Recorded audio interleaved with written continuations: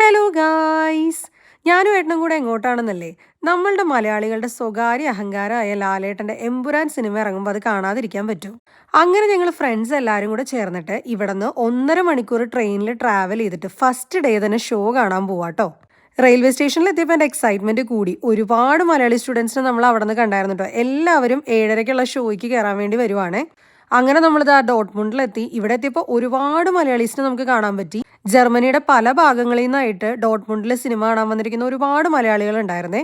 അങ്ങനെ ദേ നമ്മുടെ ലാലേട്ടൻ്റെ പേരെഴുതി കാണിച്ചപ്പോൾ എനിക്ക് നാട്ടിലെ അതേ ഫീല് തന്നെ ഇവിടെ മലയാളികളുടെ കൂടെ ഇരുന്ന് സിനിമ കാണാൻ നേരത്ത് കിട്ടി. നല്ല ഒച്ചപ്പാടും ബഹളമൊക്കെ വെച്ച് അടിപൊളിയായിട്ട് സിനിമ കാണാൻ പറ്റി.